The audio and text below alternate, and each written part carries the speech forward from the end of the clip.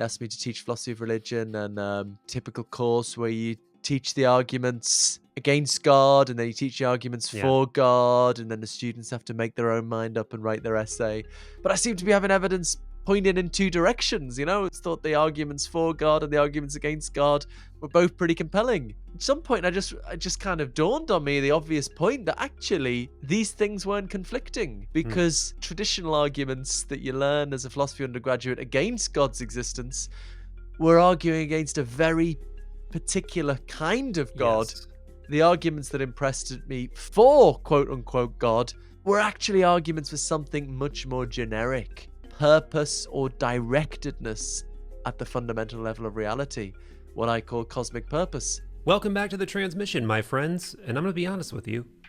Too much certainty annoys me. There's this scurrilous little trickster in me that wants to poke at people's vehement beliefs just because they're so vehement. And this is why all my favorite thinkers leave plenty of room for gray area, for mystery, for double meanings. They require you to explore your own psyche, your own preconceived notions about reality. They don't just serve you up easy pre-cooked answers.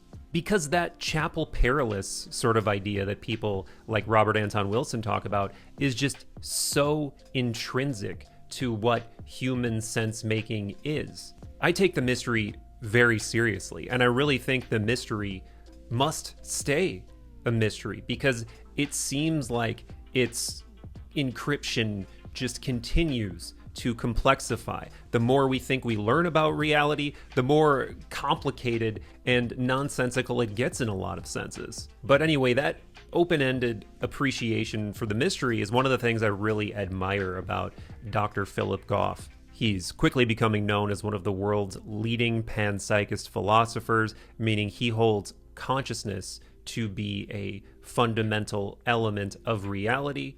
But he's also so willing to entertain new ideas. And one of those ideas is that we do indeed live in a universe imbued with not only consciousness, but purpose, directionality. But in the sense that it's completely unfinished, it's emerging, it's evolving, just like we are as individuals and collectively. He covers all of this and more in his new book, Why? The Purpose of the Universe. Philip is also the author of The Great Galileo's Error, and he is associate professor of philosophy at Durham University. So much great stuff in this mind meld, of course. There is a lot of fare related to consciousness and the possible cosmic mind that is sort of directing universal complexity and evolution. And on that note, we also get into why materialism is sort of a doomed dying concept, the importance of mystical experiences and the call to turn inward, and so much more. All the links you're going to need for Professor Philip Goff are in the description.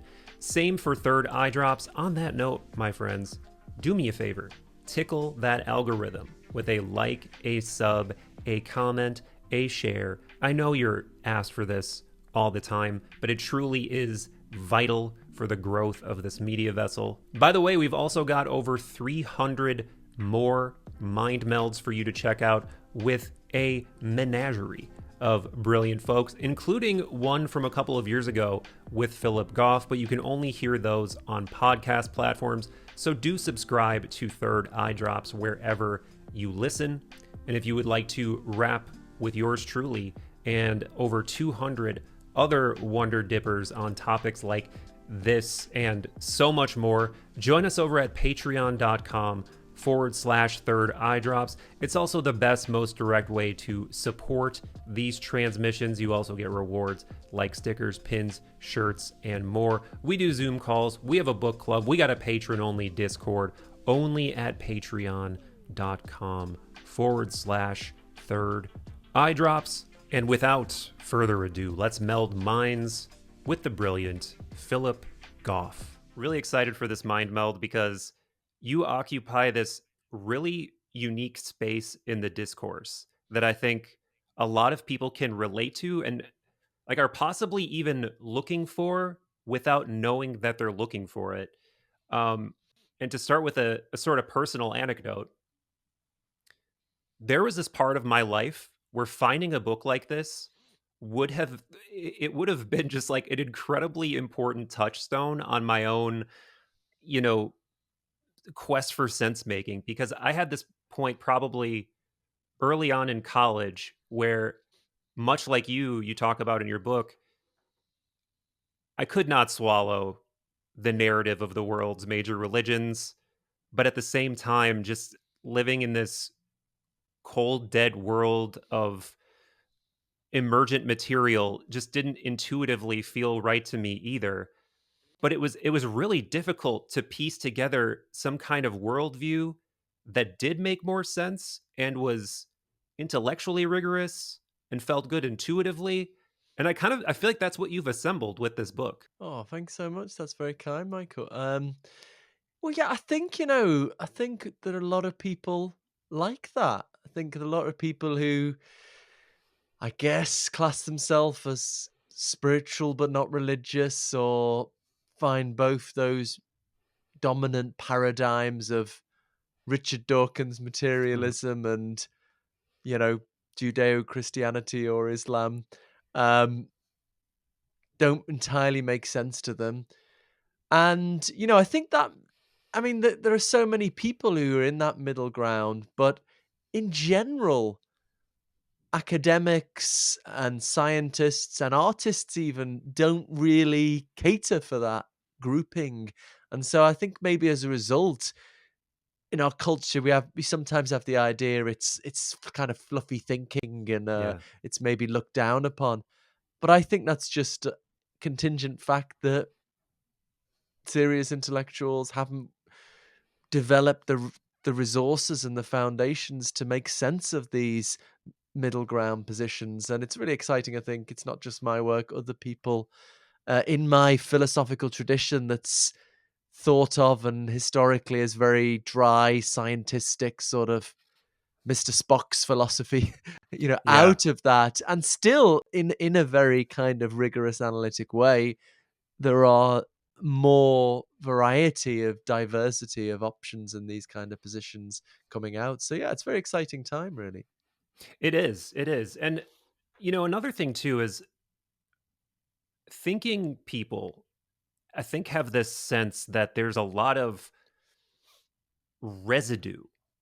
Like there's a lot of buildup on the poles. It's like people who are coming at sense making with this sort of preloaded template of religiosity. They feel that it's wrapped in bias and not real clear thinking underpinned by just curiosity and wonder.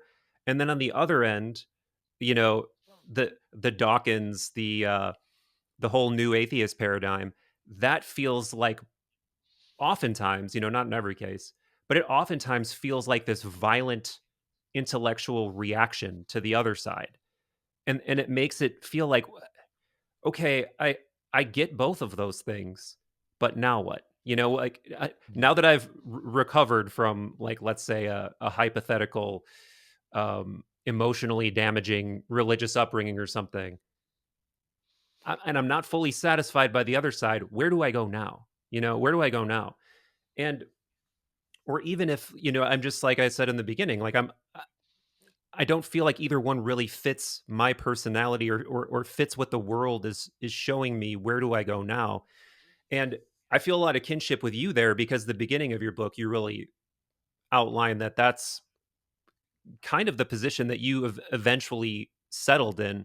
And I know I said I would try to take you in some novel directions, but I do think, just for buttressing and forming a nice foundation for the conversation, it's a good story, if you wouldn't mind sharing it.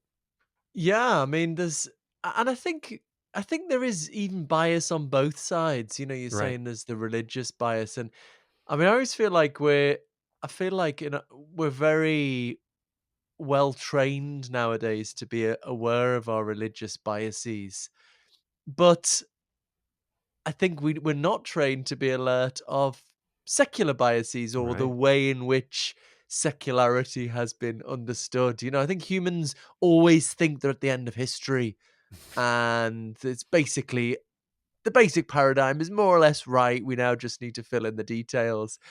But I think for every generation, there is a worldview that it's hard to see beyond, and you get laughed at if you think a little bit differently. And Yeah. um, I got my close friend who, when I talk about my philosophy and thinking the universe is conscious, and he said, "Oh, it's just your Catholic upbringing. You can't break out of that." But I feel in a way my Catholic upbringing that I sort of gave up when I was 14 has kind of very little impact on me. What has more impact is the intellectual circles I swim in and my peer group. And I do this kind of things I defend in this book. It's been kind of hard for me to defend because I do sort of feel silly talking about it, talking about Really? cosmic purpose. And you frankly do get laughed at. It's been, it was hard enough pushing panpsychism, and I've talked a lot about how when I was first trying to get an academic job, well-meaning professors saying, maybe don't talk about the panpsychism yet, Mm. but pushing ahead with that. And now 15 years later, graduate students from all over the world come to work with me on panpsychism, and it's become an established thing. And I suppose with this cosmic purpose stuff that is the focus of this book, it feels like another sort of step in the taboo again. But I just feel taking a sacred vow to follow the evidence where it Yeah. leads. And I often annoy people on Twitter by saying Bertrand Russell, I think, would have believed in cosmic purpose because he followed the evidence where it led. And in his time, the evidence wasn't there. And I think the evidence has changed. And so, yeah, I'm just trying to follow the evidence and arguments where they lead. And I mean, and it's just really the last 5 years actually it was actually, I think, teaching philosophy of religion that was Mm. the motivation for this book. When I first came to Durham University 6 years ago now, in the cold north of England, and they asked me to teach philosophy of religion. And it's a typical course where you teach the arguments against God, and then you teach the arguments Yeah. for God, and then the students have to make their own mind up and write their essay. So I, taught the arguments against God, and I was like, "Yep, definitely no God." I knew that. Even more confident now. And then teaching the arguments for God, particularly the fine tuning argument that I talk about in the book. And I was like, hold on, this is pretty compelling as well. Yeah. And I was sort of stuck in a, so as I say, I don't mind. Ultimately want the truth. We'll never know for certain, but I want to have our best guess we can as to what reality is like. So I'm happy to change my mind if I think the evidence changed. But I seem to be having evidence pointing in two directions. I always thought the arguments for God and the arguments against God were both pretty compelling. And I kind of wrestled with this for a while and lost a bit of sleep. And at some point I just kind of dawned on me the obvious point that actually these things weren't conflicting, Mm. because the traditional arguments that you learn as a philosophy undergraduate against God's existence were arguing against a very particular kind of God, Yes. what we call the omni-God of traditional Western religion, or omnipotent, omniscient, perfectly loving. Whereas the arguments that impressed me for quote unquote God were actually arguments for something much more generic, not necessarily some supernatural omni being, but just some more generic purpose or directedness at the fundamental level of reality, what I call cosmic purpose.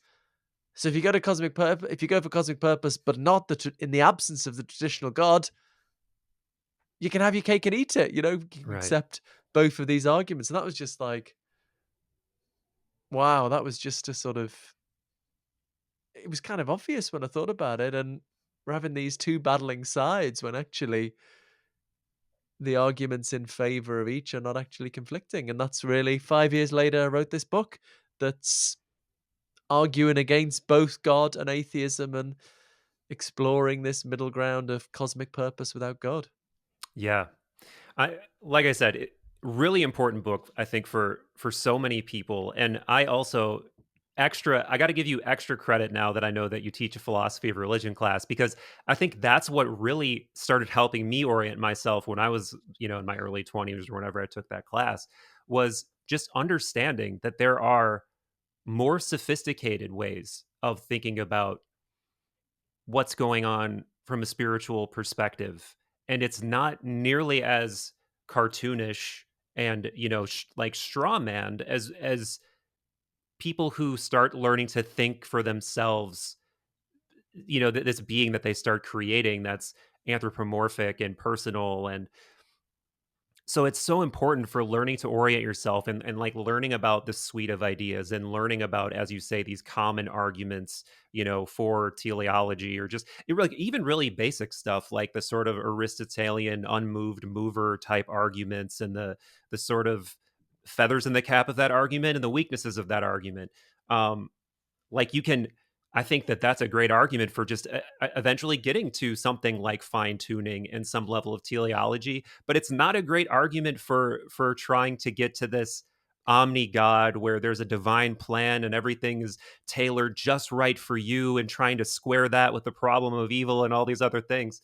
So yeah, so Exactly. so much of that I resonates with me.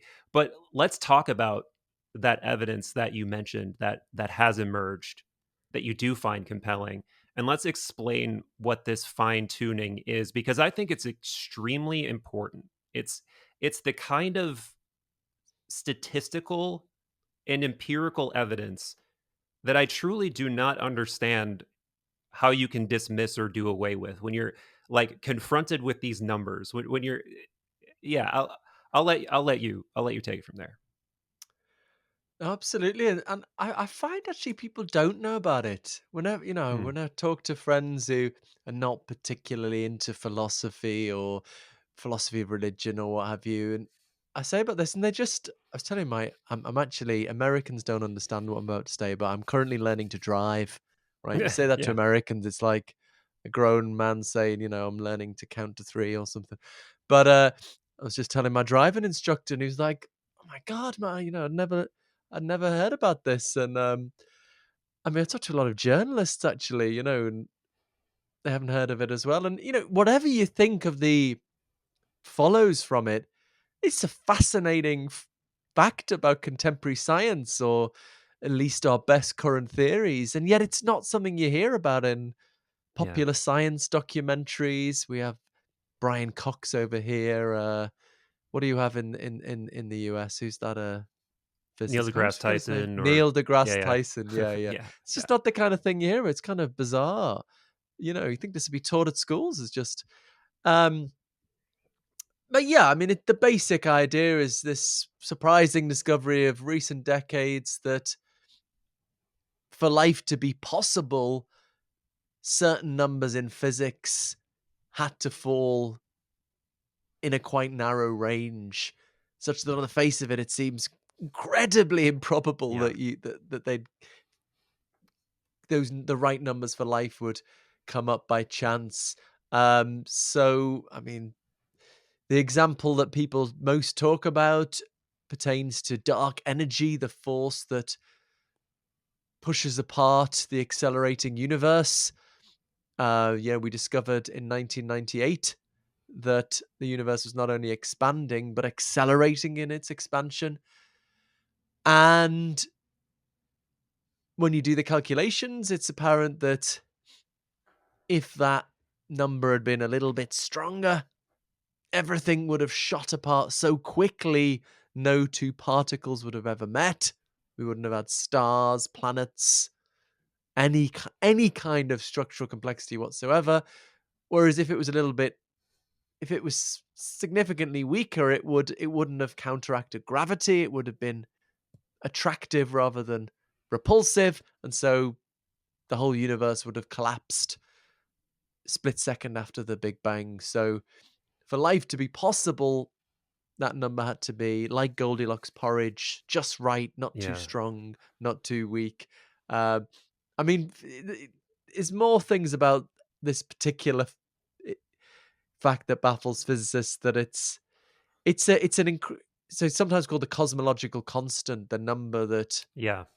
um, measures the force of dark energy that Yeah. propels the universe. And it's a number it's like it's tiny, tiny number, but it's not zero. And you Right. don't tend to get numbers like that in physics. It's like 0.000000038 zeros and I don't know, Yeah. 138 or something. Yeah. And Yeah. it's just really, and for reasons I don't entirely understand because I'm not a physicist, but it's just very surprising that this number is like ridiculously small, but not zero. But that's what it had to be for life to be possible. It could have been zero, actually. It could have been zero. But if it had been less than zero, then as I say, it would have added to gravity rather than countered it. So it had to be really, really, really close to zero without going negative. But it's fortunate it was because none of us would have been here otherwise. So yeah, so that's the this is it's not fringe science. I'm as a non as a philosopher rather than a scientist, if I appeal to science, I'm not going to appeal to some fringe. Not that there's anything wrong, people can defend fringe science, but you'd have to really know your stuff. It'd have to be your area of expertise. So, this is fairly whenever I appeal to physics, it's fairly uncontroversial. It's physics or science. What I'm trying to press in the book is which is in my skill set, the evidential implications, what this points towards. And I think it's on the face of it, what is the first thing that occurs to so many people that um, it's just too improbable Yeah. that the numbers in our physics, these numbers, that's just one example. There are many that it's just that just by chance they're just right for life, and the alternative is that these numbers are as they are because they are the right numbers for life. In other words, that there's some kind of directedness towards life at the fundamental level at this very early stage of the universe. Now, that's weird. I feel silly saying it, but I really just think that's what the evidence points to. And we should set aside both our religious and our secular biases and follow where the evidence seems to be leading. Yeah. Yeah. And I was looking for the exact number in my notes because I did write it down. This as you point to this cosmological constant, and I wasn't entirely sure what that number is measuring, but whatever it's measuring, it's such a preposterously precise number. And again, to underline what you were saying, if that number were just slightly different, and we're talking about a number that's something like Philip pointed to, it's dozens of zeros, 136 or 138 or something like that.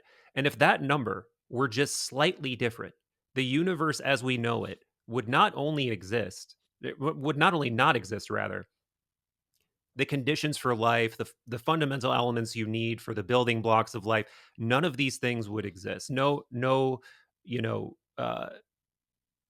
stellar bodies could have formed, no solar systems could have formed, no, all of these things. So then, as you're pointing to, you have to ask yourself, are these books cooked in the favor of life somehow? And of course, that is kind of an ontological landmine that opens up so many other questions in the wake of that. But without, overreaching directly into speculation that I'm sure we'll eventually get to, uh, where so in light of that unavoidable fact, in light of that raw statistic, what does that make you think is the next logical step? I mean, just to emphasize, some of them, so it's often put, as you say, that the numbers couldn't be even slightly different. And in each case, it depends. Some there's a little bit more wiggle room, some there's a little bit less. That number could have been, as I say, it could have been zero. Hmm. Um, but the point is, what is what is undeniable is that the possibilities for non-life are Yeah, vastly, far vastly greater. greater than the possibilities for life. And you can see this. So I think it's most vivid when you sort of map out the probability space. So one actually, I've got a copy of the book here. I mean, what one graph I take, not a graph, a probability space for the masses of fundamental particles that make us up, electrons and quarks. So if their mass had varied, it's going to be embarrassing if I can't find this now. And then you can map out the probability space. So the gray area there. So what are we Mm-hmm, plotting mm-hmm. against here? Varying the mass of the down minus up quark mass on the uh, vertical there, and the electron mass along the bottom. And so the grey area is no life, no interesting chemistry whatsoever. The little white area there Yeah. is for any kind of interesting chemistry. But now you might say, well, it's small, but it's not that small. But if you read the small print here, we're zooming in on the life sustaining region there. So actually, this might not be so good if people are listening to this audio. Sorry about It that. But if you wanted the full idea going up to the biggest quark we've observed, you'd have to add 10,000 acres of of wow. grey stuff, right? And an acre, I don't know whether US people talk about acres. That's the size of Parliament Square in London. So Yeah. 10,000 of those, and then that little white region there. So if you're listening on audio, 10,000 acres of grayness, which represents no life possibilities, and a tiny, tiny, Right. slightly bigger than slightly smaller than a marble of non-life possibilities. So that's the range of life permitting possibilities is absolutely tiny. So if you're just sort of choosing arbitrarily, as it were, then you're almost certainly going to get non-life.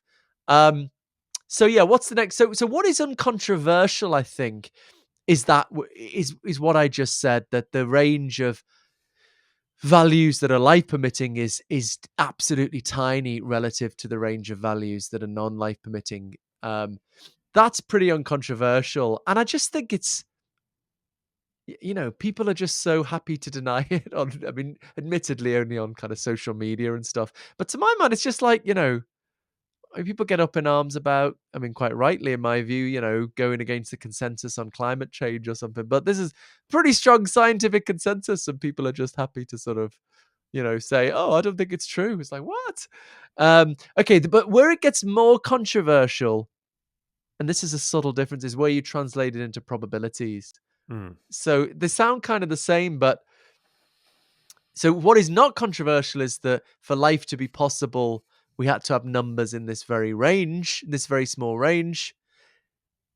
What is slightly more controversial is it's improbable that you're going to get life, right? It's improbable. That's a bit of a step.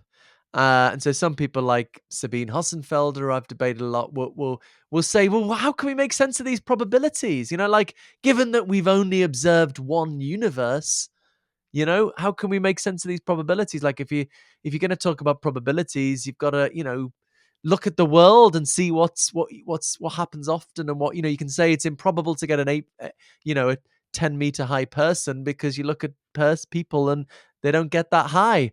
But if there's only ever been one universe, how can we say these numbers are improbable? So there is a bit of a debate there, and I think that's the best challenge here, is to say, how do we make sense of these probabilities? And that's something I get in, really in detail on the book. And but really, I think, ultimately, I think those critiques from people like Sabine Hossenfelder are relying on a very narrow sense of probability, what we call frequentism, which Mm. is where, to work out how likely something is, you just see how many times it's happened, and say, if the coin coming up heads 50% of the time, just means take all the coin tosses in the world, half of them are going to come up heads, half of them are going to come up tails. But that's like a very crude notion of probability, really, Yeah, yeah. that is inadequate for many of the tasks of science, like where that are one-offs, like continental drift. That the continent, the hypothesis that it used to be fringe, is now universally accepted, that the continents drifted apart. When the probabilities in play in theorizing about that. We've only observed one planet, or at least we had at the time. Yeah. We haven't gone around looking at all these planets to see how their continents move, or the origins of the universe itself. So, I mean, there's a lot, or evolution. Yeah. We're Yeah. just sort of working with this one case. So a lot of cases, we need a more nuanced sense of probability, and I try to show that a properly worked out understanding of probability can pretty straightforwardly make sense of the kinds of probability at play in the fine tuning argument. And yeah. So ultimately, I think we face a choice. It's just total fluke, and to my mind, that's too improbable to take Yeah. seriously. Or there is some kind of goal directedness here. Where you've got like, just finally, sorry, I'm going on a bit here, but we understand now how evidence and probabilistic reasoning works. We have something called Bayes' theorem, which is a little bit of mathematics that precisely articulates our understanding. And basically, you try to go for the hypothesis that makes the evidence most likely. So you've got, take a crude example. Bank robbers break into a bank, and there's a 10-digit combination on the safe. They get it right in 5 Yeah. seconds. Here's two hypotheses. First hypothesis, they had inside information and they already knew the code. Second hypothesis, they just guessed it. They guessed a 10-digit code and got it right. Which are you going to go for? You're Right. obviously going to go for the first hypothesis. Why? Because that's the one that makes the evidence most likely. The evidence is they got it right. How likely is that if they had inside information? Pretty likely. How likely is it if they guessed? Very unlikely. That's how Bayesian reasoning works. We all do this intuitively all the time. Um, and it's exactly the same in the fine tuning case, right? How likely is it that we'd get these right numbers for life if there's cosmic directedness Yeah. towards life? Pretty likely. How Yeah. likely is it just by chance? Incredibly unlikely. So in our Yeah. normal standard ways of thinking about evidence, um, this is just overwhelming evidence for Yeah. cosmic purpose. I agree. I agree. And I think this is the point at which we reach our first potential occasion of aporia, our first potential occasion of, whoa, we have stumbled upon some kind of fundamental mystery. And it very much, I think most people being confronted with what you just said would say, how does this not imply an agent with meaning, with some purpose of at least setting in motion the events necessary for life to unfold?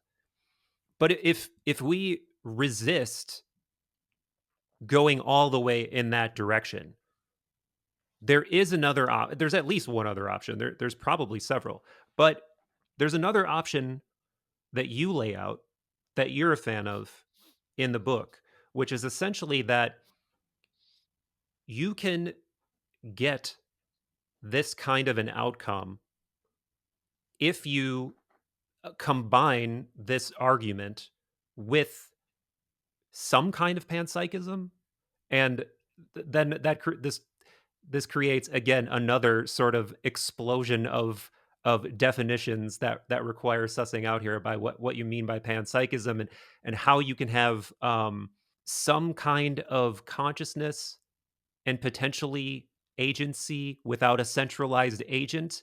But before I project too much onto your argument, where does that then lead your mind in, okay, accepting that yes, fine tuning really seems to be the most parsimonious explanation for how we get to this unbelievably complex, rich universe that we live in, with complex beings, with seemingly hierarchical intelligences with borders around them that we don't understand, by the way, and all of these other things.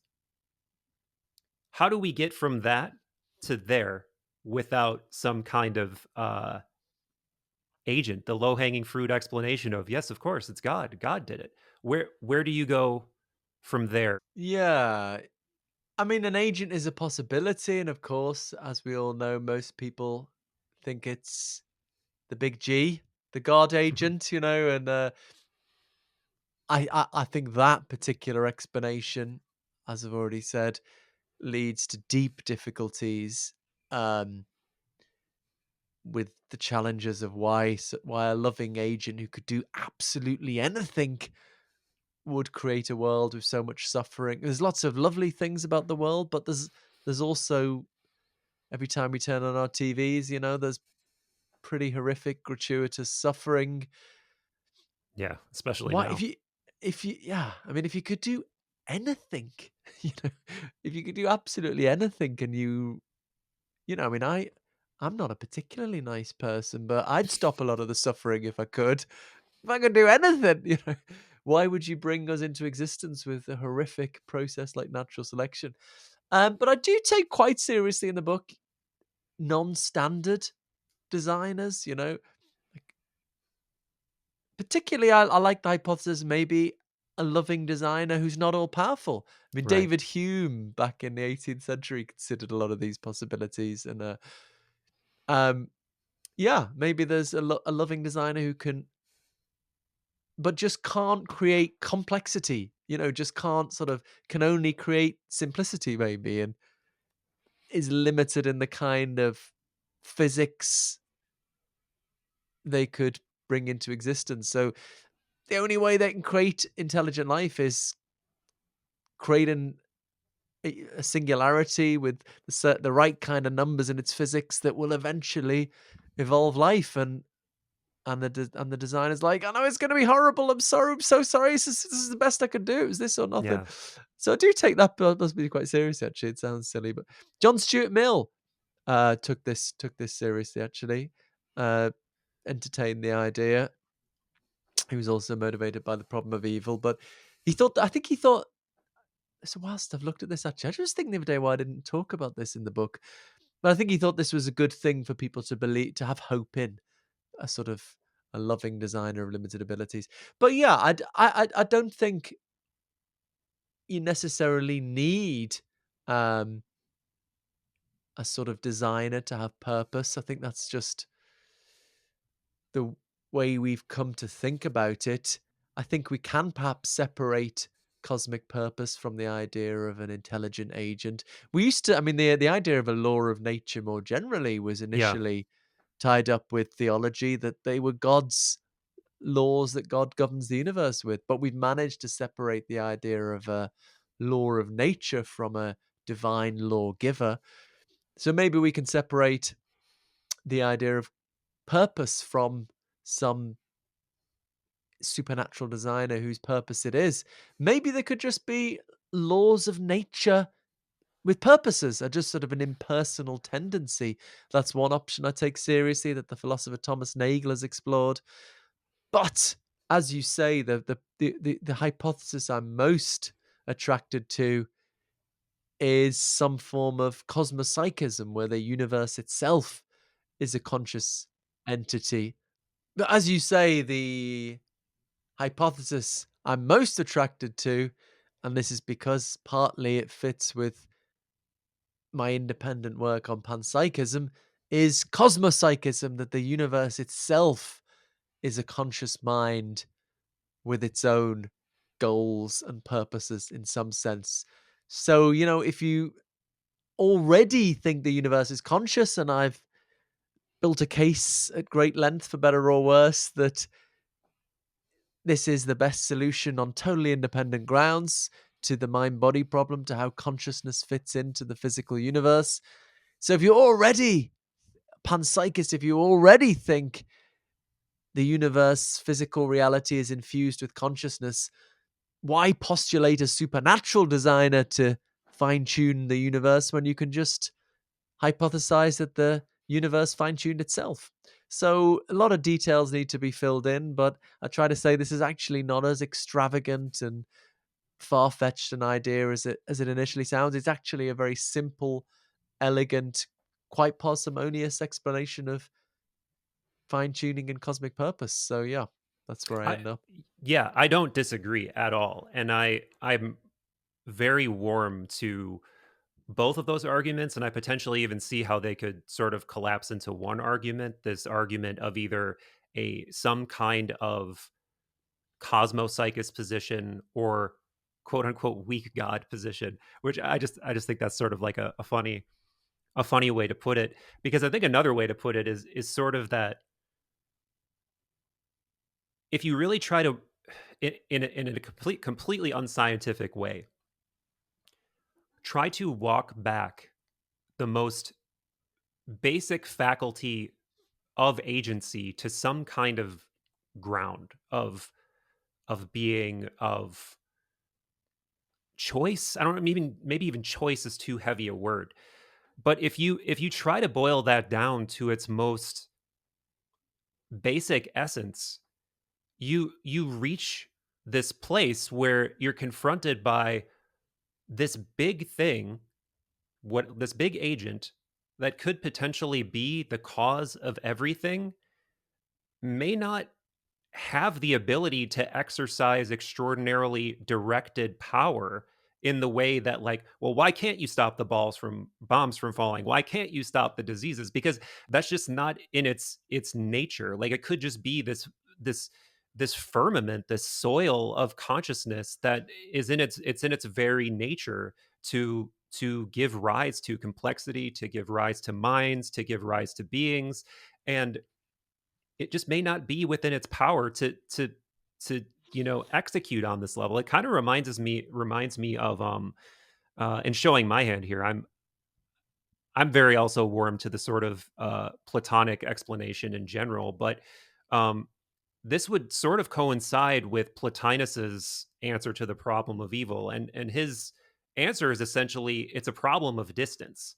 Like, we're so far away from the first cause that we're I sort of think of it like attenuation. If you're far away from your Wi-Fi router and you're getting a weak fragmented signal and you're dropping packets, like, you might eventually download the file or get it like a low resolution version of the file, but you're not getting it in its full fidelity. Like, there's so much distance there that there's some kind of informational loss. And I feel like that's a nice argument that both somehow accounts for the elegance and the teleology and the rules of nature and the fine tuning, yet at the same time explains why isn't everything perfect then? If there's all these laws and there's this beautiful first cause that's got, all of the laws of nature embedded into it,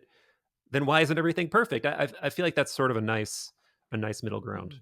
Yeah, that's the aim, to try and account for both. I mean, I feel the universe as we find it is a mixture of accident and design. Some Yeah. things are too improbable to be fluke, some things are plainly gratuitous and arbitrary and pointless.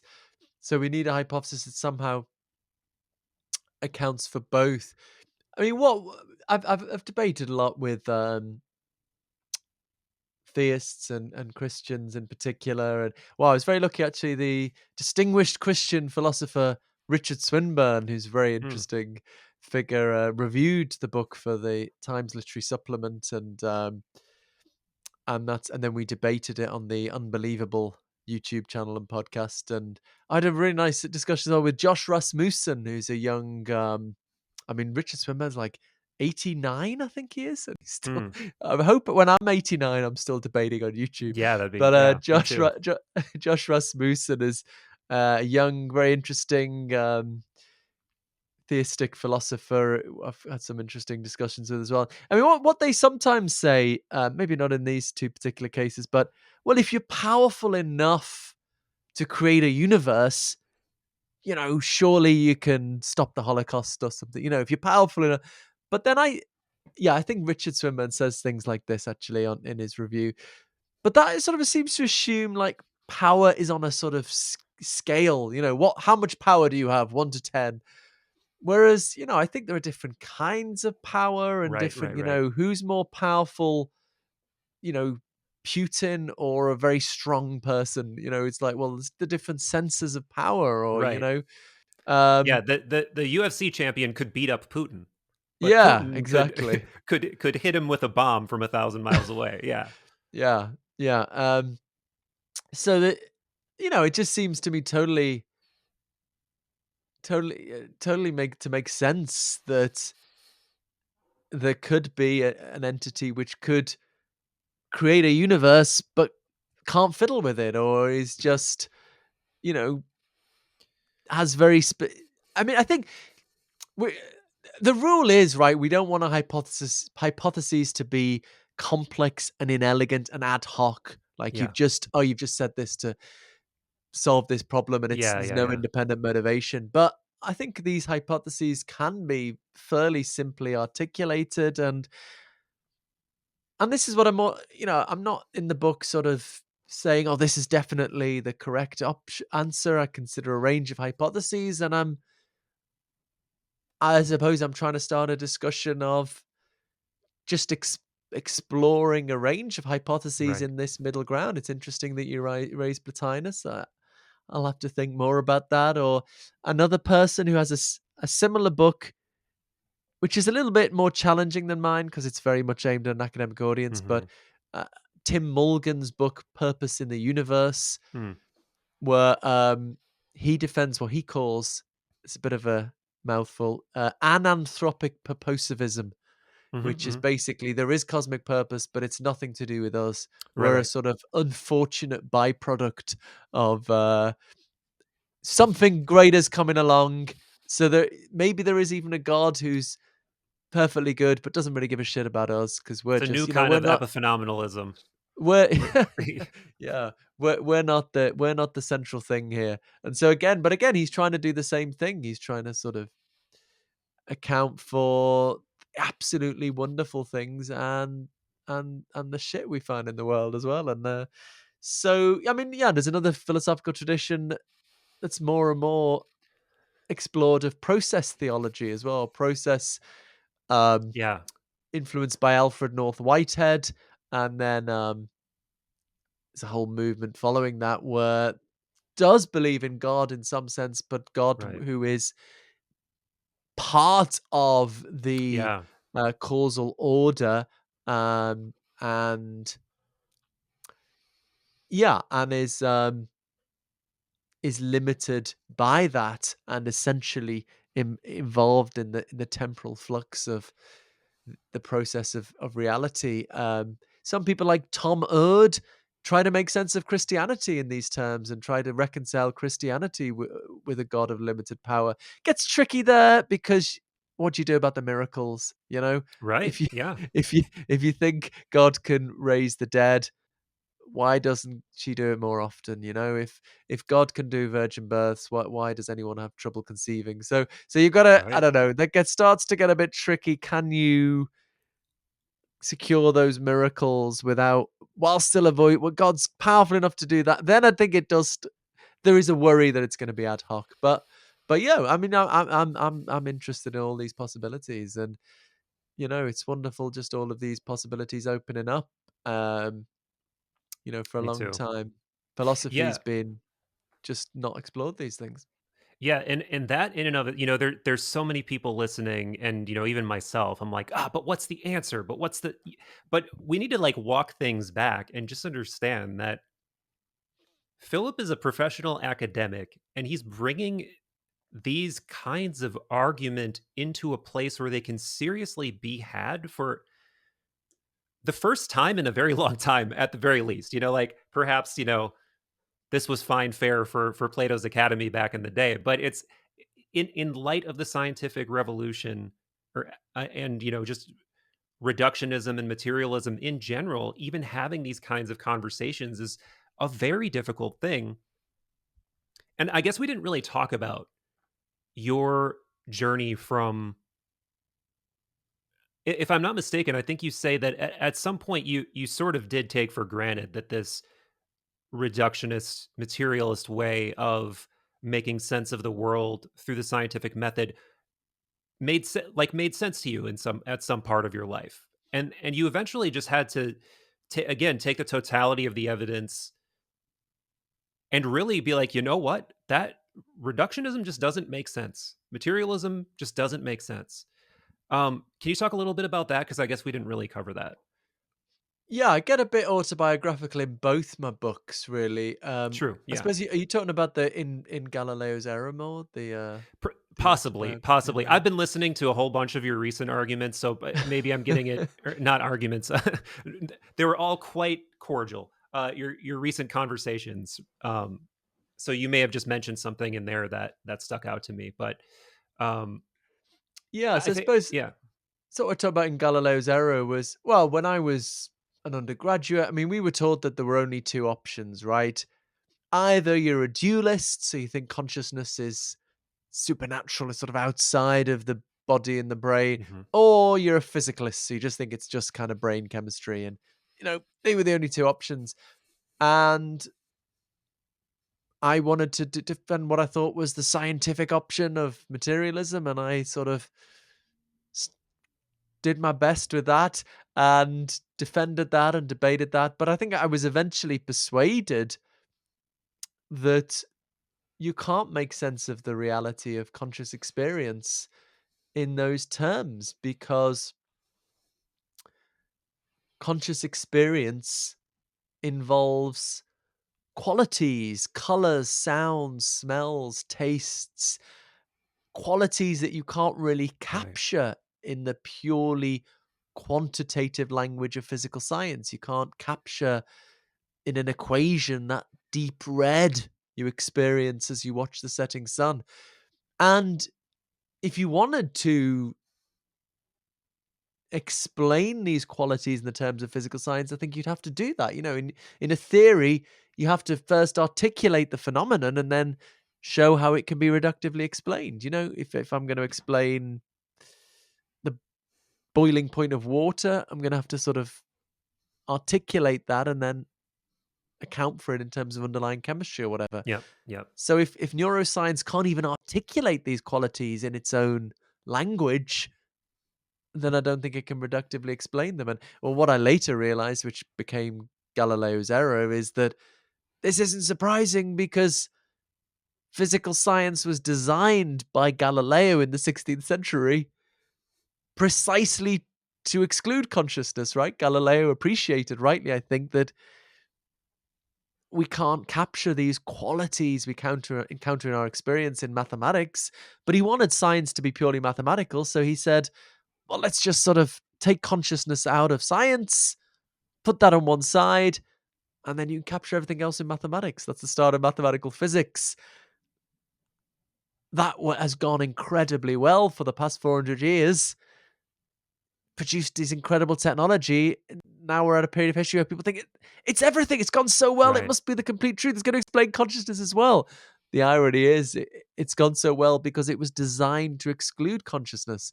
But anyway, I hadn't sort of thought about it in that way at this point. So I was just thinking, well, if physical science can't explain consciousness, then it doesn't exist, right? It doesn't fit into our scientific paradigm. It's like magic or fairy dust and Yeah. so yeah, I tried to this is the position that's become known as illusionism that co-host of my podcast Mind Chat adopts um that consciousness, at least in the sense philosophers tend to talk about it with these sort of private qualities, doesn't really exist. And I tried to really live that out but I think I talk in the book about, one evening where I was just, I don't know what it was, just sat in a bar, just living life and for some reason feeling intently my experiences, the taste of the beer I was drinking, the rush of the nicotine. You could smoke in bars in those days. I don't smoke anymore. Um, Bad Glad for to you hear that. kids. Yeah. Um, and I just couldn't do it anymore. I just couldn't pretend Yeah. I didn't have experiences that these qualities, these wonderful colors and sounds and smells and tastes that permeate every moment of waking life, that they didn't exist. And I was just like, Yeah. and Yeah. sort of Yeah. scream out loud, I'm conscious. And, for a while, because I didn't see what the alternative was, I think I was a sort of closet dualist, maybe, and sort of was a bit embarrassed about it. And left university, finished my degree and went and tried to do something else, taught English as a foreign language in Poland and try to forget about it, try to think about other things, try to think about tractable science. And then just by accident coming across panpsychism, this view which at first sounded a bit bizarre, but which managed to solve the problems of both of these traditional options, was a way of accommodating both the scientific truth that we all respect and take seriously, but also the evident reality of our own feelings and experiences. And just that sense of intellectual peace was absolutely wonderful. And I went back and found the one university at the time that had a panpsychist philosopher Hmm. Professor Galen Strawson, and he was very huge inspiration because first time I'd sort of found a professor who kind of had this thought the same things I did, and it was like that would give me a lot of confidence, and yeah, managed to make a career of it in the end. Yeah, I love that I would call that a mystical experience, honestly. What that moment that you had in the bar, and I love that you had it in the bar because there's for right and wrong, there is all of this romance and mystery that surrounds these moments of I don't know what to call it, like electrified isness, where it suddenly it seems like the dial on the miracle of reality is just turned up and it just takes over your entire being and you just feel it on some deeper level, like in an almost like on the natch sort of psychedelic way where everything like the beauty, the troubling beauty of how everything hanging together perfectly in reality just strikes you in a way that you can't deny it. And that can happen anywhere at any time. It can happen in a bar. It literally happened to me yesterday sitting in my living room just like reading a book, you know? And just that just the there's really no words you can ascribe to it without doing violence to the reality of it because it just sort of takes you over for a second. And on one hand, you could be like, this is some kind of, there's always this problem, right? You could say that this is some kind of like malfunction of my brain or something, not being able to process something. But to me, these moments of qualitative meaning do matter. And you get into this toward the end of the new book as well. The importance of having these direct experiences of purpose, of meaning in a way that cannot be captured or measured. And that brings us to another interesting juncture because, on one hand, I think any thinking person would readily admit our our senses don't tell us the truth about reality, to sound a lot like Don Hoffman, which is fine with me. um, Our senses don't tell us the truth about reality. Our emotions don't tell us the truth about reality. What other people tell us and our opinions don't tell us the truth about reality.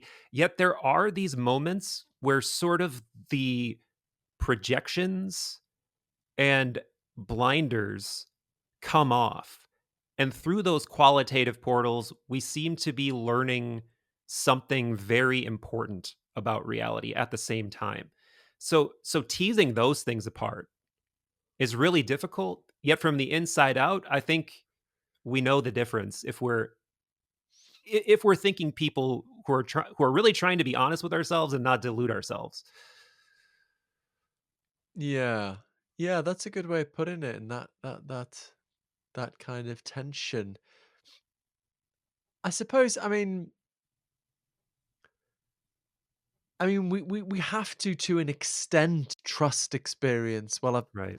I've debated Don Hoffman a few times now, and I suppose yeah, we keep on having this argument that um whether his view is self-defeating because he has this argument that um we shouldn't trust our senses to tell us about reality because they've evolved for fitness rather than Right. truth. But then my worry about that, well, it's not my worry, it's another philosopher published this worry in response to Don, and I find it quite compelling that, well, okay, but if we shouldn't trust our senses, how do we know we evolved? Right, you only know we evolved by, using your senses to look at fossils and things, and so there's the worry about something self-defeating about the argument. But I suppose But whatever you think of that, of course, you're right that our senses mislead us in all sorts of ways. I think Galileo was right that the colors aren't really out there on this beautiful pink and green, are not actually on the surface of objects in the way we naively think them to be. Um, Clearly, much of how we see the world is influenced by hardwiring from evolution as well as our culture. I talk a lot in the book about um, how we project our cultural specificities onto the world. It feels like we're seeing the world as it is in and of itself, but after a little reflection, it's kind of obvious that how much of our very specific time and place we project out there, and most obvious perhaps the meaning of words. You know, like if Hmm. you Hmm. hear words as having meaning, or you see words as having meaning, um, but obviously there's no intrinsic meaning to the vibrations. And you can Mm. get rid of that by just saying the word. You say bread, bread, bread. It sort of loses its meaning. It's like a little bit of how meditation can kind of break through your conditioned way of seeing things. You sort of break through hearing the word in terms of its meaning. And it's one nice way of sort of demonstrating that. But nonetheless, we have to trust our experience to some extent. How else do I know? My wife exists, my kids exist, Yeah. things happened in the past. I trust my memory.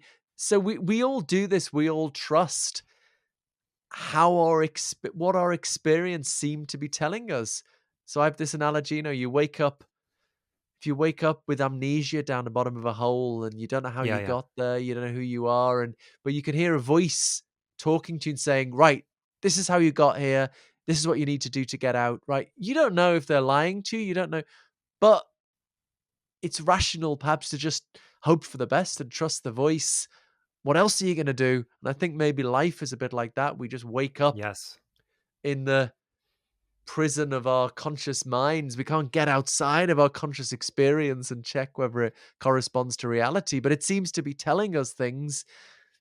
So we got to trust it. What else are we going to do? This bit of the book was reprinted in Wall Street Journal actually a couple of Oh, weeks cool. ago. If people Can I ask? Let me subscribe it, ask a but question. but Can I ask a question about the this analogy of life being mm, like this state that you described, where you just sort of become aware, and you're in this hole. You don't know how you got there, but there's this voice, guiding you, and you don't know whether or not to trust that voice um, or not. In this analogy, I'm assuming the voice is would the voice be consciousness, or would the voice be your what's the voice in this yeah, I analogy? guess I guess what I meant was the way our senses tell us things. I Like, see, I see. my Okay. my visual experience, quote unquote, tells me there's a bottle in front of me. It, as philosophers tend to say, and cognitive scientists, it Yeah. represents things. It represents a bottle-shaped object at a certain distance from you, and um, we can't get outside our consciousness to check that, Yeah. but I was getting too meta. I was yeah. getting too meta in my own Oh mind. yeah. I think I was getting like almost Plato's cavey or Hoffman-y in that like you you have some kind of surroundings, right? And I guess I was thinking of the surroundings as what your senses are telling you reality is, but you also have this other sense Mm. that's sort of trying to lead you out of the sensory illusion, like, and that's sort of this imperative that I think I was going to say everyone has, but maybe not everyone has it, but people like you and I, or people who are scientists or philosophers, that they're like, I want to go deeper into whatever this is, or I want to see past whatever this is, and penetrate beyond the low hanging fruit of the senses. um so I was Yeah. getting overly meta, maybe. Well, no, that's where I was gonna go with it, to the extent that ordinary sensory experiences seem to tell us things, Yeah. but these altered states of consciousness you're talking about also seem to. in some way tell us things. And well, William James pointed out, as I talk about in the book, the contradiction that the rational perspective supposedly is, oh, it's okay to trust what your ordinary sensory experiences tell you, but you can't trust what mystical experiences tell you. That's Yeah. just something funny going on in your brain. And yeah, it could be delusion. It could be something funny going on in your brain, but everything could be delusion. We could be in the Matrix, or we don't know shit. So you've just got to.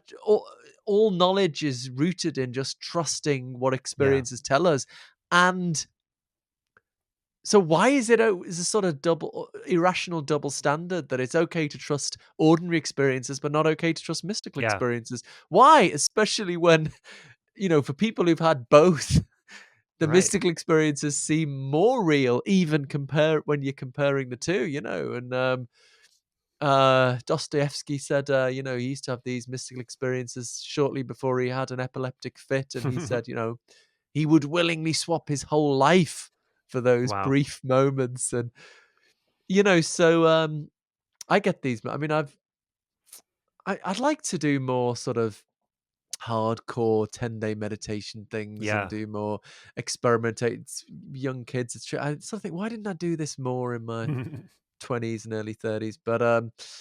But yeah, for me, I guess I get it most these days, just with morning and evening light. This kind of soft light sort of puts me in some place. Yeah. But No, I get that. I really get that. As I've gotten older, the mystery in the mundane itself has become more striking to me too. Like I'm not that old, but I'm, about to turn 40, and that's such a cliche, middle age, and there's all sort, like, if Jung were sitting here, he would have a field day, be like, "Oh, that's no coincidence. This is what's supposed to happen at that age. You're supposed to have this inward turn. You're supposed to start becoming more interested in your inner life and the psyche and your interpretation of the world." And I think there's tons of value in that. I talk more about Jung than probably anyone else on this channel. But at the same time, it's like going really deep into that dimension is very heavily precluded by practicality. Like you've got to go well outside the boundaries of the practical, of the everyday, of your obligations, of your job as a professor, to go fully into that world and see where it leads. And that's got to be one of those things where this is I would love to ask you this, is, as an academic who thinks so deeply about this stuff all the time, are you ever tempted to just give yourself over to the raw experience of that in a way where you're turning off the intellectual part of your mind and you're going fully into the experience? Because that's another thing that and this might sound so incredibly obvious, but in like over a decade of doing roughly what I'm doing right now, where I'm having these conversations and researching the stuff and like making content and writing, I hit this point of like almost exhaustion with it, where I was like, I don't want to think about it. I want to go into it. Like I want to turn my brain off. And even if I'm looking at some kind of meditation or ritual that I know is predicated on like some hypotheses I may or may not agree with, right? Like I may or may not agree that I'm, you know, merging with God or doing this. Like I don't care. I want to do it and have the experience of the thing and not think about it. absolutely. I mean, I try as much as possible not to make these things just abstract theoretical arguments, and really try to live it out and see whether it works, see whether it makes sense experientially. But yeah, I would like to take more time to, as I say, do some very serious meditation. The most time, as I discuss in the book as well, And the most time I spent meditating was just before I got married. I stayed in a monastery for a bit and just meditating a few hours every morning, which is It's a lot. not, yeah, not hardcore by some standards, but yeah, and talk a little bit about some of the things encountering then of, realizing that when you think you're concentrating on the breath, you think you meditate, you think, oh, Yeah. I'm just aware of the breath. And it's not just the distraction thing, but actually I discovered after a while that even when I am attending to the breath, I think one sort of projects an idea of it onto. I'm Yeah. sure Yeah. everyone Yeah. who's Yeah. Yeah. meditated a lot knows this, but an idea of it onto the experience, a sort of caricature of breathing, and it takes a while to sort of break through that. And that was a vivid way of realizing, how Yeah. subtle and nuanced it is the way we project these. And that was useful for me in my very abstract theoretical work, because David Chalmers has this idea of what he calls a direct experiential concept, where you Mm-hmm. attend to Mm-hmm. an experience and you just think that experience, and you don't impose anything. It's just that experience. It's not, this pain I had last week or something. But then I was thinking, do we ever actually, unless you're sort of enlightened or something, do we ever actually have any pure versions of those direct concepts? I think we're Yeah. always, even when we're very concentrated in meditation, we're always still imposing our ideas of things on. So I maybe think of it as a sort of a limit case, something you can get closer to rather than something you Oh can yeah. achieve. So yeah, so it is something I would like to, I talk a little bit about psychedelic experiences in the book, which was, I haven't really done since I was a teenager. And I don't know why I didn't really now think about it more recently, but I think, but yeah, obviously if you're looking after a 3-year-old and a 7-year-old, you can't sort Yeah. of, I'll just drop Yeah. some acid while I'm, You can't have any well, chance that might help. for some kind of crisis or interruption or mundane thing you have to deal with. That's for sure. Yeah.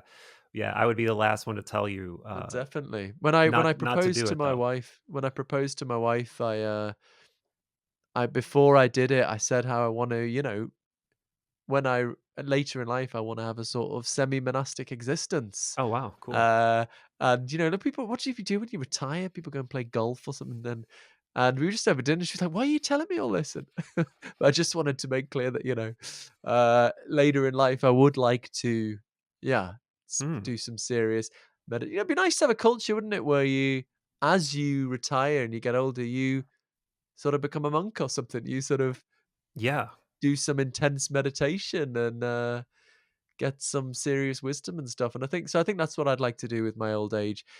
I don't know why Google says I'm 60. I'm not actually any. You'd I'm look great for 60. a fair way off 60. I don't know why. It doesn't say it on my Wikipedia page, but every time you Google me, it says, well, it was said I'm 59, and yeah, now it says I'm 60. But anyway, when I am around 65, whatever, if I'm still here, I think I Yeah. would like to slowly move into a sort of monastic existence and Yeah. In oh, some ways I think that is the natural. I think that's the natural mm, course yeah. of maturation. And this is what Jung talked about with individuation is like, that it's not an extraordinarily exact science, but the frame that I'm familiar with is this three-part series of maturation where you have the like this sort of matriarchal stage of life where you're a child, you're taken care of, you're in the protected bubble, sort of a idyllic uh, Garden of Eden. You're just like learning how to be a child, and then you develop an ego. You move into this sort of like quote unquote patriarchal phase that's sort of underpinned by the heroic archetype of wanting to go out into the world, challenge the world, make a name for yourself.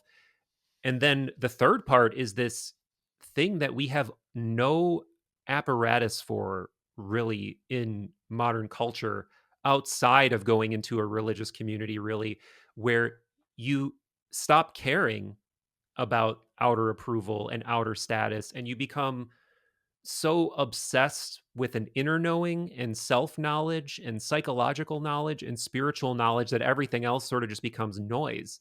And I think some people get, they're unwittingly almost even orienting their life around that effort before it's time to do it. And I feel like I'm one of those people. And I think you might be one of those people too, because I mean, look at what your interests are. Your interests are all the things that revolve around that, right? And it's almost like you're equipping yourself to become that person, because I do think there's huge importance on laying the groundwork for that so that you have the context to be able to do it. Because Jung is a great example of it himself, as someone who became a psychiatrist. He became a professor. He, gained all this knowledge and then kind of 180'd back in on himself. Um, but had he not done those things before, he wouldn't have had, the scientific and the mythological and the psychological knowledge to make sense of that inner world. It would have just, overwhelmed him or something. So I do think there's like this natural maturation that leads in that direction.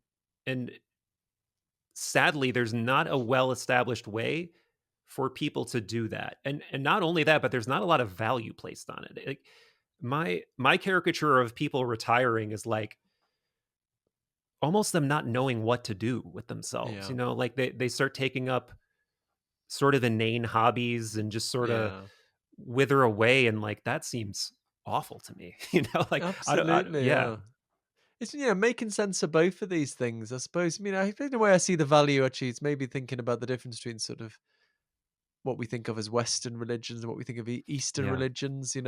Sometimes there's so much wisdom in Buddhism and Advaita Vedanta Hinduism, but sometimes, at least as they're interpreted in the West, it's just all focused on personal, individual spiritual improvement, whereas um, Christianity, Judaism, more to say about poverty and social exclusion. And currently reading Tom Holland's wonderful book Dominion, the sort of history of how the radical ideas of Christianity that the poor and the weak somehow have equal value. How that kind of upended. How bizarre that bizarre Yeah. idea in the Roman Empire where people regularly would put their babies on rubbish tips, if they didn't want them, just let them die. And, Wow. then there's the Christians come around saying, maybe that's not a good idea. But so there's that, and there's that real force that we saw, the civil rights movement and the peasant revolt of, that push for a better world, bringing heaven and Yeah. earth together. I think that's that drive to bring heaven on earth, that you get in the sort of Abrahamic faiths more. Um, but then perhaps at the expense, I guess our societies are very dominated by that. It gets wrapped up in capitalism and conquest and all sorts of unfortunate ways, but then neglected the sort of the more quote unquote Eastern values of personal spiritual discipline, Yeah. and then that becomes attractive to us as Westerners who've become alienated by the religion of our culture. But yeah, as you say, in kind of making space for both of those things within different periods of life, but within society as well. And I think it's more important than ever, isn't it? The more society is dominated by consumerism and Yeah. there's very little to counterbalance these very powerful forces. Yeah, there's sort of this almost like unspoken thing, like from society's perspective, once you're done consuming and producing, you're sort of useless, right? Like you have no capitalistic use case anymore. You're just kind of taking up space, and Yeah. the clock is ticking till you stop. In America, at least, sucking up social security and resources and leeching off the system and stuff like that. And of course, I don't think anyone, probably very few people, actually think that way. But that's how society operates, and that's not good. I mean, and I think this probably gets into some of the themes of the latter part of your book, is like, if we do live in this universe with some kind of intrinsic value and purposivism, right? Um, what then is the imperative of the human being within that sort of a way of uh, conducting yourself and existing, and not only what values are important, but how should we be living, and how do all these things like we've just been talking about too, like the importance of personal spiritual contextualization and psycho spiritual maturation, how if any way do those things fit into this uh purposivism that you envisage? And I guess we should say you invented that term, and this is sort of a thing you come to toward the end of the book. Yeah, so I do try to explore how cosmic purpose might impact community and spiritual practice and political struggle. Uh,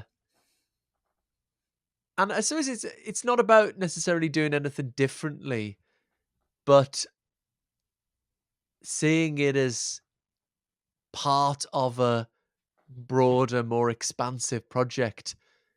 So, the basic ideas of humanism, which all very good and respectable, is, let's make the world better for human beings happier and more flourishing. People sometimes now talk about sentientism, well, let's expand that Hmm. to all sentient beings, which is a bit tricky if you think plants and trees are conscious like I do, sort of. But Yeah. anyway, I guess cosmic positivism is expanding it further again to with the idea that there is this ethical project that encompasses the whole of reality. And so it's trying to conceive of what you're doing in the context of that broader thing that's going on. And I think, I was thinking after writing, I didn't talk about this in the book, but I think how it's most impacted me conceiving of things in that way and meditating on this possibility is I think it's given me more of a deeper sense of peace. I think actually this Christmas was the best Christmas I can remember because normally I can't relax. And Hmm. normally I'm like, I don't feel too much pressure to have a good time, but I've incredibly relaxed actually. I've found myself more peaceful and relaxed. And I think that is partly to do with adopting cosmic propositivism over these last few years. So I think I'm pretty kind of career driven. Partly, I hope, for pure motives that I really believe in the things I'm arguing for and I want to persuade the world. Sure, there's a lot of ego in there as well, wanting to kind of make my mark or whatever. But I think it's adopting cosmic positivism. It is a tricky word, isn't it? Has made me less bothered about those things. Not because they're not important, but because I'm conceiving of them as part of this much bigger thing that's going on, Yeah. and that I'm inevitably a tiny part of, and that my task, therefore, is just to do the best I can to make a small contribution to this much bigger thing that's going on. And that's made me that perspective has made me kind of less bothered. That focus ultimately on the purposes of the whole of reality has made me less bothered about my individual successes and failures and opened me up to enjoy life a bit more. Not that I wasn't happy before, but I mean, so maybe in principle you could get the same peace from meditating on a mountain for 10 years, but that's pretty hard to do. I think Yeah. for most of us who do want to sort of achieve and contribute and do something, um, this is another way of perhaps getting some kind of peace. Perhaps might not work for everyone. I'm not trying to say, this is the one way of living a meaningful life. But in my Yeah. case, I can say, instead of living in a monastery for 10 years, just maybe I'll do that when I'm 65. But, conceiving of what I'm doing in this bigger picture has brought more of a sense of peace. I was interviewed a couple of weeks ago by Haaretz, which is one of the big newspapers in Israel. And Hmm. the journalist said at the end, how will question completely through, how, what will does cosmic purpose have to offer uh Israelis or Gazans living in the current scenario? It's God. like, fucking hell. I said I insisted I want you to say that I feel very hesitant to say anything here. But I suppose all I could say is, in my, you know, very privileged, safe existence, you know, secure and safe in many ways. It's, where my biggest worry is kind of being too bothered about, uh, you know, too obsessed with career or whatever. In that context, it's brought me a sense of peace, and perhaps in situations where there's more suffering, perhaps. And well, I mean, there is evidence of this. For example, Viktor Frankl. You know Viktor Right. Frankl, Yeah. Of who course. Yeah. the Holocaust survivor who, Yes. in his intense suffering, found found meaning, but also by Yeah. thinking of the ultimate purpose, bought some sort of comfort in suffering as well. So it can work both ways. I had a question at a book launch I did in Oxford with Philip Pullman, the writer, and someone said, Hmm. Hmm. look, isn't this sort of bourgeois, nonsense when some people, can't struggling where they get the next meal from, and you're thinking about the cosmic purpose, and I can see that. I mean, partly my answer was, well, it's like what I'm paid for, so give me a break. But I think people can, even in great pain, historically through religions or otherwise, through a sense of a greater purpose in the greatest of suffering, people have found comfort and motivation and hope to go on. And not having lived through such horrific circumstances, I can't really comment autobiographically, but Yeah. it would be Yeah. It's interesting to hear from people, if their own religion, their own faith, their own sense of a greater purpose, how that impacts with these things. Yeah. That kind of any kind of question that's framed like, how does this big macro thing make my individual suffering make sense? I always find that to be such a sort of like gross formulation of the question. And it makes me actually in a strange way think about something that came up in my recent conversation with John Vervaeke, which is his have you heard of his idea of transjectivism? Yeah, I was on a wisdom symposium in France a few months ago, and we had a whole day of John doing a workshop, and Nice. which was pretty cool and interesting. Nice.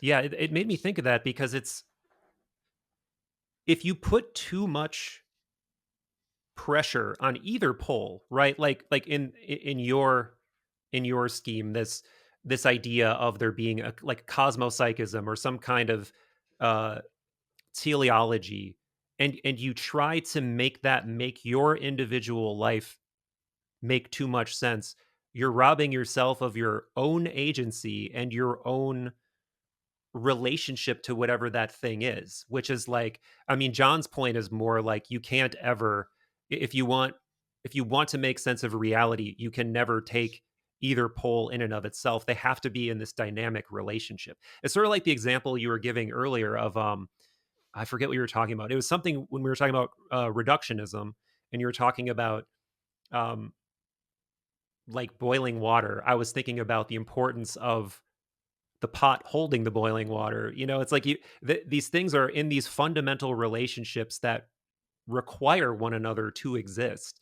Like in the way that, the most macro thing is in some kind of an entangled relationship with the micro thing, but they're both doing their thing, right? And no nothing on this other end of the spectrum is going to solve all of your problems. Like you've still got Yeah. to acknowledge whatever agency you've got at your disposal, unless you're going to go the total like Sapolsky angle of like, I have no agency, I'm just literally um on autopilot and I have zero control, which I just cannot understand his argument. But anyway, Yeah, no, that's a really good. I think we're getting somewhere here, aren't we? Seeing eye to eye about making space for different options. And yeah, reminds me, even going back to Aristotle, has this idea of the mean between Yeah. certain extremes of, courage. You can be foolhardy to excess, or you can be, Yes. too timid, and you got to get the right mean. But yeah, I've been thinking more and more about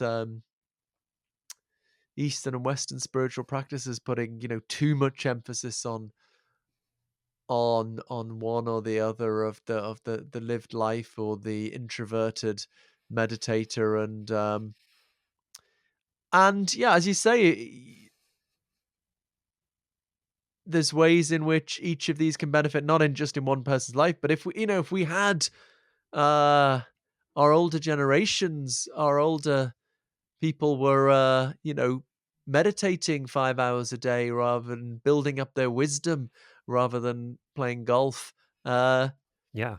they might have even more wisdom to offer the young, and to employ in their busy careers, or trying to get the next meal, or falling in love, or whatever.